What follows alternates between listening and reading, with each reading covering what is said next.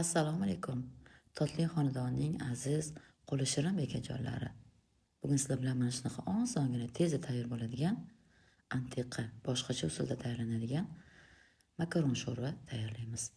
Sho'rvalarning turi ko'p. Men bugun shunaqa o'z oilamga qanaqa tayyorlasam, shuni tayyorlab ko'rsatmoqchiman.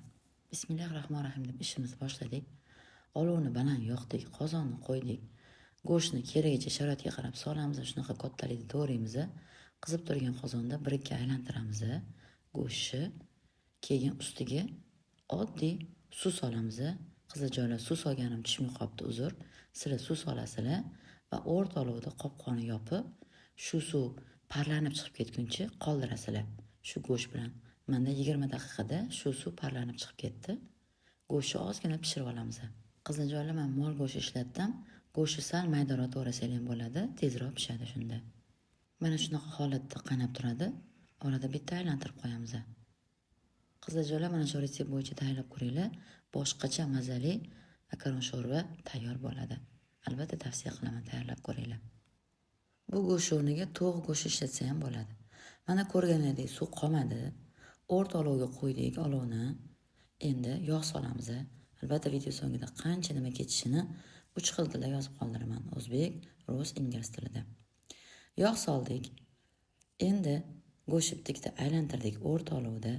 Tayyorlab qo'ygan mana shu kattalikda to'ralgan kartoshkalarni solamiz.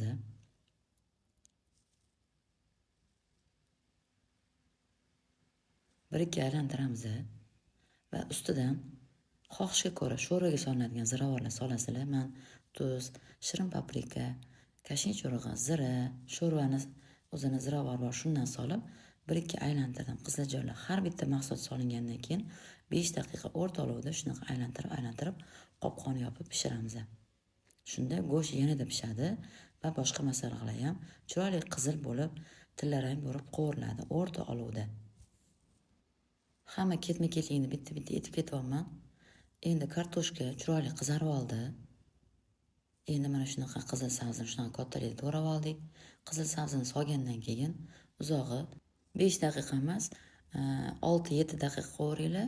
Qizil sabzi bilasizlar, sal qattiqroq bo'ladi, sekinroq pishadi. Yana qattiq bo'lib qolmasin. Shunaqa qilib aylantirib qovurib o'rta olovda mana qopqonni yopib turibman. Ochasizlar, solasizlar, qopqonni mahsulotlarni. Mana qovurilyapti. Ketidan mana shunaqa to'ralgan piyozni ham solamiz.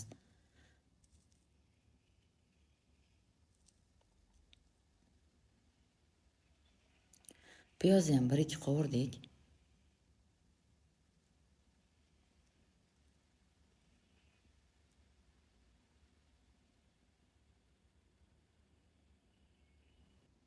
Mana ko'rganingizdek qopqonni yopib, yana 5 daqiqaga qoldirdim.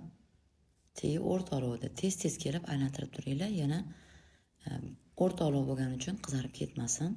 Yumshasa bo'ldi piyozlarimiz, kartoshkalarimiz, sabzilarimiz. Qizijoylar, bunaqa uslubda ham tayyorlab ko'ringlar. O'zi sho'rvalarning juda ham turi ko'p, har xil sho'rvalar bor. Men boshqacha uslubda ham piyoz solib, go'sht solib, kartoshka, har xil ziravorlar solib, sabzavotlar, baqlajonlar solib ham sho'rvalar tayyorlab turaman. Mana endi ukropni barg qismini olib qo'ydik. Band qismini mayda to'g'rab sho'rvaning ichiga qovurib sovuramiz. Ana endi o'zim uyda tayyorlagan kanalimda bor. Bolgarskiy pomidor aralashgan qishga tayyorlagan uy tomatimdan soldim. Uni ham aralashtiramiz. Qizijoylar, o'rta olovda davom etyapmiz. Endi uyda pomidorlar bo'lib qolsa, ezilganlari 3-4 ta, shuni blenderda maydalab oldim. Shuni ham soldim. Uni qovurmadim, pomidor mazasi yo'q ketmasin. Qovurilganda dedimda, darhol tefalda qaynagan suv soldim. Men 3 litr suvga sho'rva qildim. Sizlar oila a'zolaringlarni ko'p kamligiga qarab makaron sho'rvamizni kamaytirishingiz, ko'paytirishingiz mumkin. Mana baland olovda qaynab chiqdi. Shaqillatib qaynatib yubormanglar, yog'i ketib qolmasin. Mana shuni holatda bitta yog'ochli kapkircha qo'yib, ustini qopqonni qiya qilib yopib, men sho'rvalarni qaynataman. Mana oradan bir 20 minutcha o'tdi. Aralashtirdim. Go'shtini yeb ko'raman. Sabzi, kartoshkalari pishib ketadi. Balkim go'shti pishmagandir deb yeb ko'raman har doim. Yeb ko'rdim. Go'sht sal kattaroq to'ralgan ekan. Ozgina pishmagan. Yana qoldirdim. Bir 15 daqiqaga. Endi mana shunaqa oddiy o'zimiz paxtagulli pilida makaronni oldim, yuvib oldim. Endi makaronni solib ham makaron pishguncha past olovda qaynatmoqmiz qizajonlar. Suv solgandan keyin albatta past olovda qaynatasizlar. Qopqonni shunaqa qiya qilib yopib. Tuzini ko'ramiz. Mana shu yuvilgan makaronimizni solamiz. Yana tuzi pasagan tuz soldik. Endi bitta aralashtiramiz. Past olovda makaron pishguncha va go'sht yana yeb ko'ramiz oxirida. Pishgan bo'lsa sho'ramiz tayyor bo'ladi. Qizajonlar, agar kanalimda yangi bo'lsanglar, mehmon bo'lsanglar, kirib ko'ringlar. Bunaqa sho'rlardan har xil turlari bor. To'g'ri ovqatlanishga harakat qilaman. PP salatlar, PP taomlar, har xil PP shirinliklar topishingiz mumkin. Mana past olovda qaynatib qo'yamiz. Qizajonlar, bu Totli xonadon meni birinchi kanalim.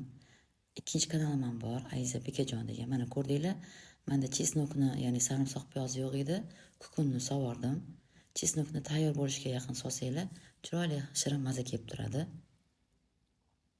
Va boyiga ko'katni barq qismini solamiz va makaron pishgandan keyin olovni o'chiramiz. Tayyor bo'ladi.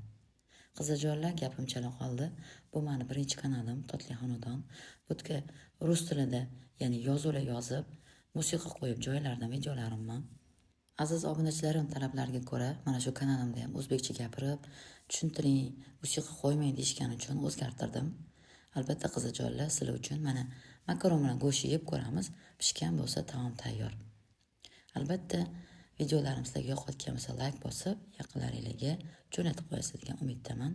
Va aytganimdek mana ukropni barg qismini soldik. Bitta aylantiramiz va olovni o'chirib oila a'zolarimizga chiroyli qilib dasturxonga tortamiz. Bu taom tushlikka ham, kechki ovqatga ham mos keladi. Mana qizajonlar, taomimiz tayyor. Makaronni ozgina soldik. Makaronni bilasizlar, ko'p sovarsak quyuq bo'lib qoladi. Sovigandan keyin ovqatimiz makaron jarkobga aylanib qolmasin. Shuning uchun ozgina makaron solsak ham suyuqqina bo'ladi, xushxo'r bo'ladi. Chiroyli qilib dasturxonga ovqatimizni suzib tortamiz. Qizajonlar, boshqacha shakldagi makaron yoki uzun-uzun vermishel solsanglar ham bo'ladi. Aziz qo'li shirin obunachilarim, Totli xonadon, Ayiza Bekajon kanallarimizga tavsiya qilganim sababi ikkita kanalda ham alohida video joylanadi. Shuning uchun Ayiza Bekajonga ham a'zo bo'lsanglar, u yerda ham joylanayotgan ijodimdan xabardor bo'lib turasizlar. Qizajonlar, albatta tayyorlab ko'ringlar. Meni qaysi shahardan tomosha qilasiz, albatta kommentariyga yozib ketinglar. Mana Totli xonadonimizda totli taom tayyor bo'ldi. Ilohim taom tayyorlagan qo'llaringiz dard ko'rmasin.